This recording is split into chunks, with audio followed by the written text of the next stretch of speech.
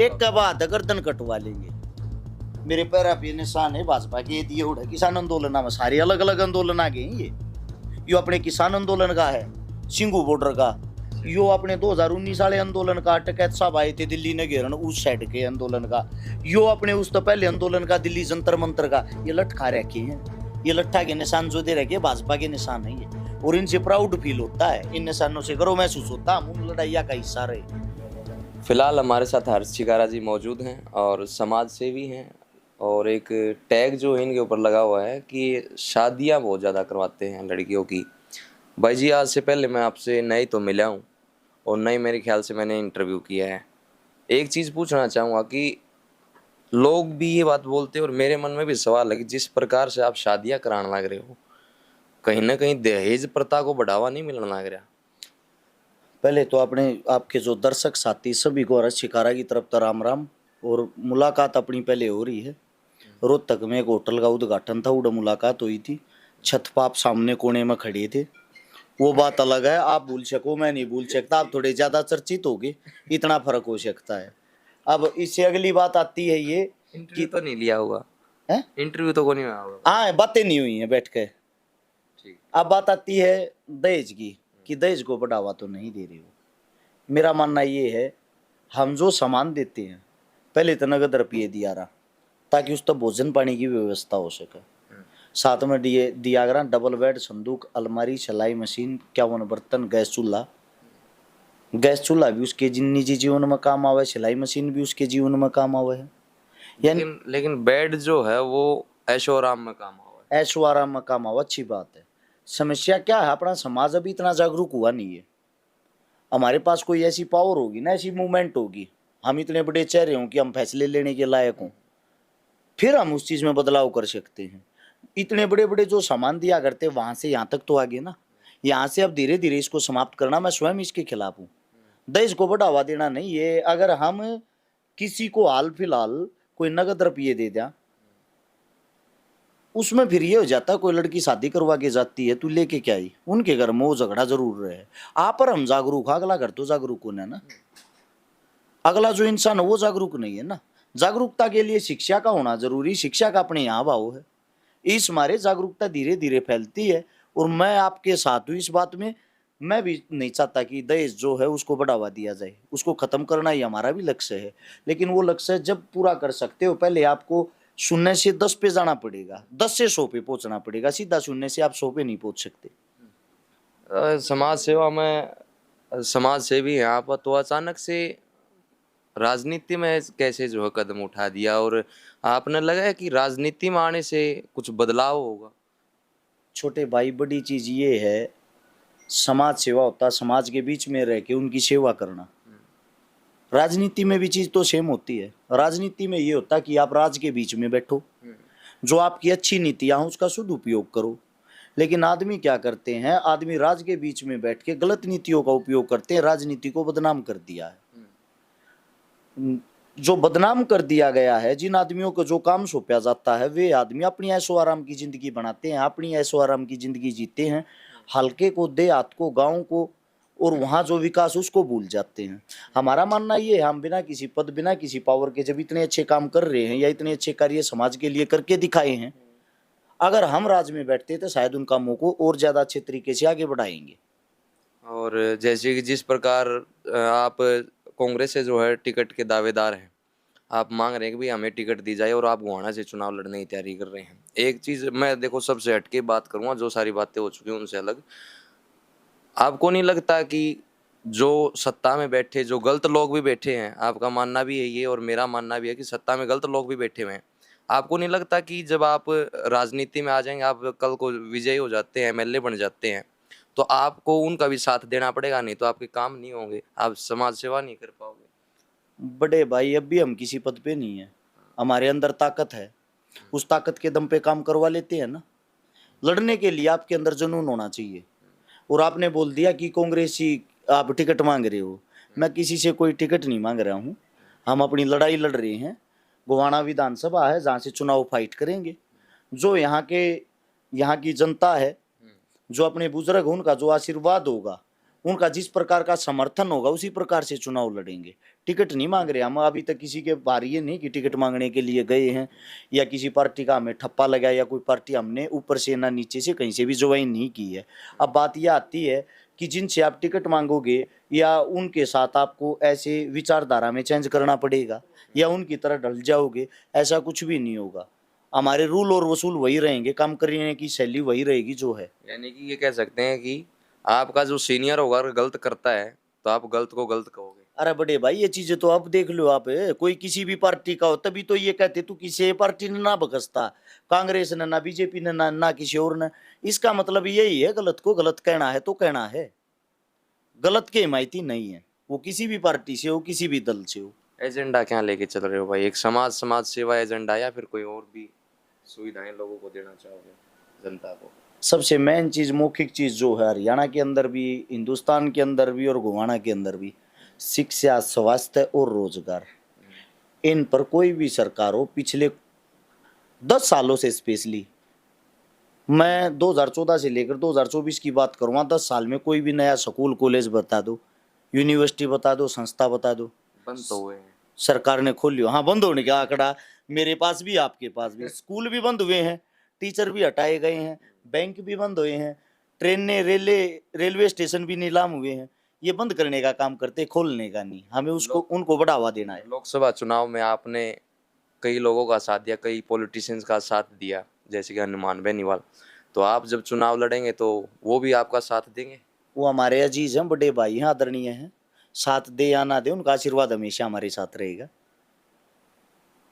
हर्षी गारा जी से बातचीत करने के लिए आए थे, तो और आज एक चीज क्लियर होगी कि समाज सेवा जरूरी नहीं है कि अभी मतलब पॉलिटिकल बंदा हो या फिर राजनीति में हो तो ही कर सकते हैं। राजनीति से भाई ने जिस प्रकार से बताया कि भाई अगर राजनीति में नहीं थे जब भी समाज सेवा कराया करते, लेकिन फिर तो वही बात मैं पूछना चाहूंगा भाई साहब कि राजनीति में आने की जरूरत पड़ गई? ऐसा कौन सा काम अटक रहा था कि आपने राजनीति में राजनीति मान की या जरूरत पड़ेगी, हमारे पास कलम की ताकत नहीं है, हमारे फोन में ताकत नहीं है, हमारे पास पद की ताकत नहीं है।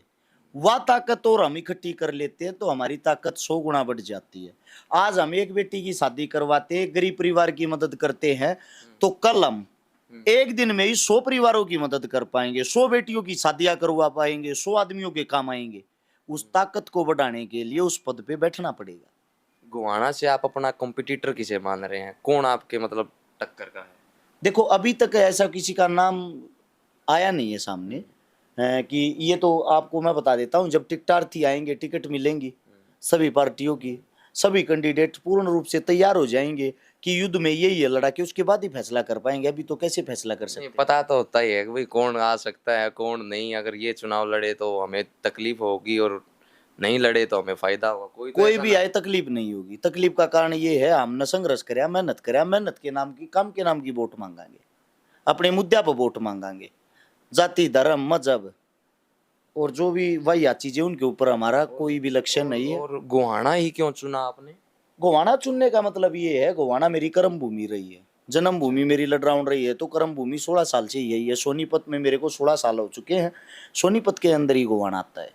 सोनीपत के अंदर ही गोहाना आता है, तो फिर कर्म भूमि जन्म भूमि से क्यों नहीं चुनाव लड़े आप? वहां से क्यों नहीं लड़न लग रहे?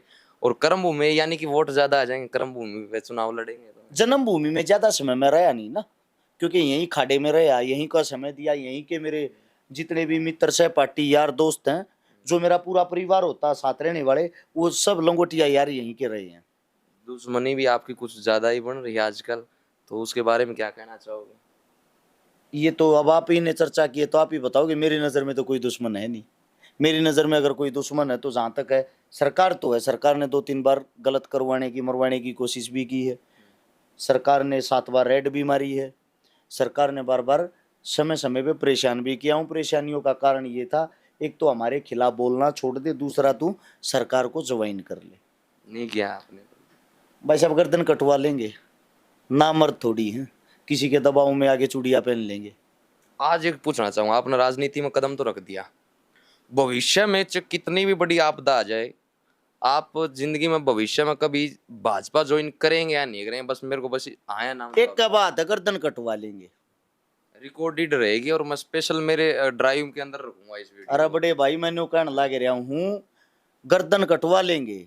उसका कारण ये एक है, जात पात धर्म मजहब झूठ फरेब, जो इन्होंने तूफान मचाया है ना इन बातों का, जो भाई को भाई सो इन्होंने पढ़वा दिया, जो घर से घर को इन्होंने अलग करवा दिया, जो कार्य इन्होंने कर्म नहीं किए, इन्होंने कांड किए, जो कांड इन्होंने किए हैं वे हमने भोगे हैं।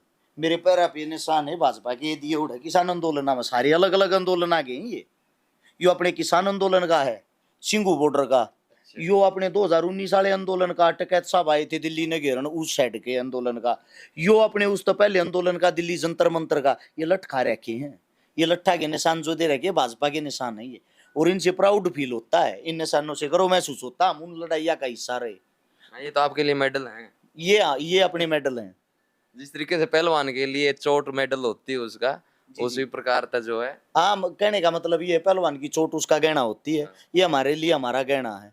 तो जिन्होंने हमारे को इतना टॉर्चर किया है, 10 मुकदमे भी जलन लग रहे हो ना, पता हो तो आपको, सिर्फ इस जुबान के कारण कि हमारी सरकार के खिलाफ ही क्यों बोलता है, इतना परेशान कर रहे हैं जो, अगर उन्हीं की गोदी में जाके बैठिए, क्या आपकी आत्मा मान जाएगी आपके साथ ऐसा हो रहा है? बिल्कुल भी नहीं है। फिर मेरी कैसे मान जाएगी? लेकिन अक्सर देखने को मिलता है ना भाई, दबाव आने के ऊपर अगला जान बचानी औखी हो जाए, फिर जाके ज्वाइन कर जाए। कोई दिक्कत ऐसे नहीं। ऐसे उदाहरण है। बराता श्री दुनिया मरण लाग रही, हम भी मर जाएंगे तो क्या होगा, गुलामी मंजूर नहीं है। और कांग्रेस वही बात फिर आओगी, आप यूं कहोगे भाई मैं कांग्रेस की टिकट नहीं मांगने लग रहा, तो किस पार्टी को आप सबसे बढ़िया मान रहे हो कि वो पार्टी सही है? हम बढ़िया मान रहे हैं अपने समाज को और अपने आप को। समाज का कार्य है, कोई भी पार्टी हो समाज चुनता है उसको, पार्टी अपने घर तक थोड़ी वोट लेगा वह है। हाँ, ये पार्टी तो टिकटार तीतार देती है हमारे बीच में गए, भाई यो हमारी तरफ तो टिकटार तीस न बनाओ, चुनता तो समाज है ना, तो अच्छा तो समाज है। अब समाज जिसको चुनता हुए समाज के ऊपर बैठकर समाज के बटेऊ बन जाते, इसमें समाज क्या करे? समाज ने तो विश्वास जताया ना, वो गलती उन नेताओं की है। वो जो बदलाव हो उस बदलाव को नहीं होने देंगे। अगर गरीब का, मजदूर का, किसान का, दलित का, जवान का बेटा एक कुर्सी पर जाकर बैठेगा तो उसने उस धरातल तो उस जमीन तक बहुत कुछ सीख रखा होगा, उसकी आख्या मुआ शर्म जरूर पाओगी। अर्चिकारा की एक बारे में एक और बात बताना चाहूंगा कि ये एक ऐसे व्यक्ति हैं जिसको हर कौम में पसंद किया जाता है, वो चाहे एससी हो, बीसी हो, जनरल हो, कोई भी धर्म हो। हिंदू धर्म के अंदर भी लोग पसंद करते हैं, मुस्लिम भी पसंद करते हैं। तो ये रीजन क्या है भाई जी, कोई सभी को ऐसे कैसे मैनिपुलेट करके आप चलने लग रहे हो? ऐसा कैसे हो सकता है कि भाई हर बंदा, मतलब हर कोई संतुष्ट, हर कोई कौम का, हर कोई धर्म का संतुष्ट कैसे है?